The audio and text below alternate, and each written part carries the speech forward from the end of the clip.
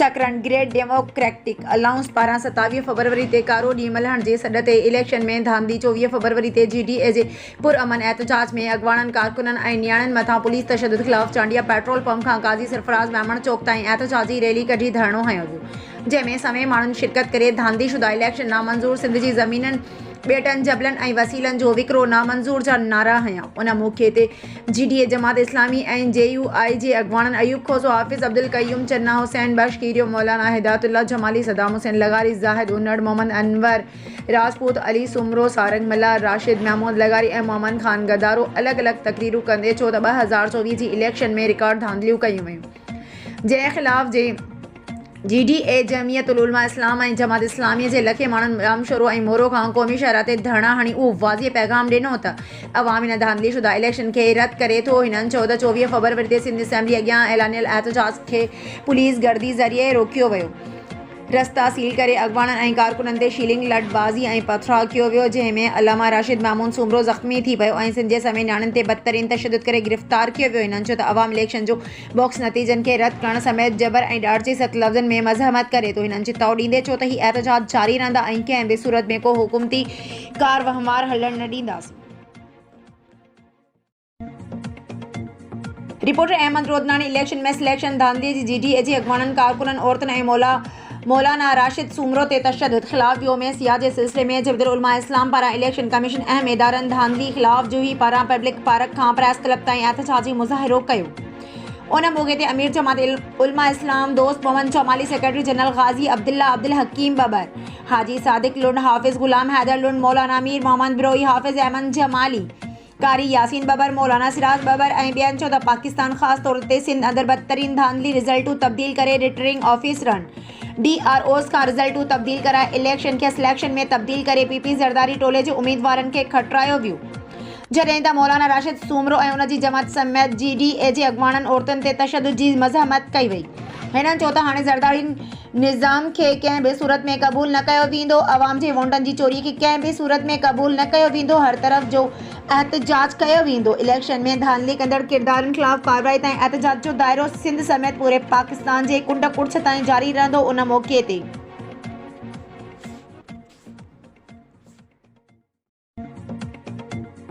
मीरपुर ख़ासि रिपोर्ट। सूमार समय जो IG सिंध ऑफिस पारां जारी कयल फर्टिलाइज़र जे ज़ख़ीरनि ऐं ब्लैक मार्केटिंग डीलर जे लिस्टनि ते ज़िले इंतिज़ामिया भाण माफ़िया ख़िलाफ़ क्रैक डाउन, 4 वॾनि डीलर जा गोदाम सील करे छॾिया।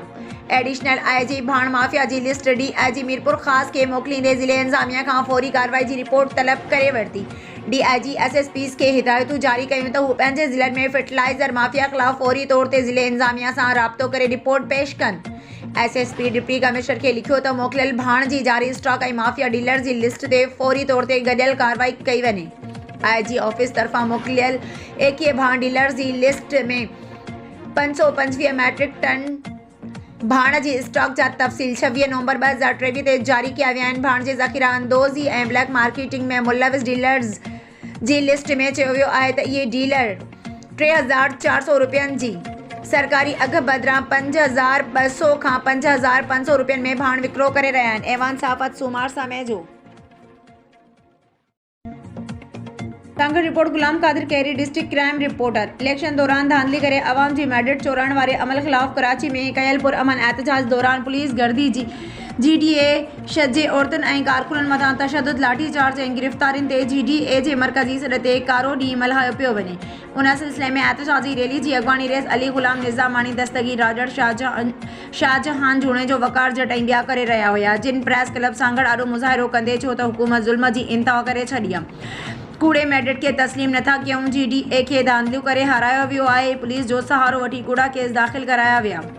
असांजा कारकुन उन्हनि केसनि खां डिॼण वारा न आहिनि। अहिड़ी हुकूमत अवाम खे कहिड़ो रिलीफ फ़राहम कंदी? अवाम उन हुकूमत खे रद्द करे छॾियो आहे। GDA जे उहिदेदारनि ऐं कारकुननि वॾे अंग में शिरकत कई।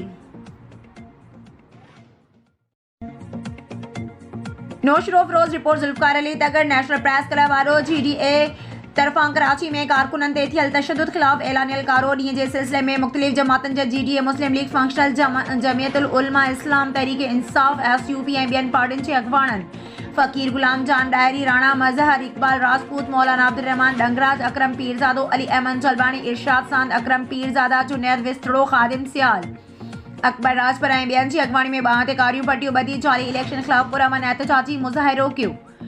उन मौक़े ते अॻवाणनि इलेक्शन में थियल धांधली ख़िलाफ़ सख़्त नारेबाज़ी कई। अॻवाणनि ख़िताब कंदे चयो त कराची में पुरअमन कारकुननि समेत औरतुनि ते तशदुद ऐं तज़लील कई वई जेका सरासर नाइंसाफ़ी आहे। हिननि चयो त इलेक्शन 2024 में रिकॉर्ड धांधली आहे। असांजे हमदर्दनि समेत अॻवाणनि ग़ुलाम मिर्ज़ा जतोई ते कूड़ा केस दाख़िल कया विया।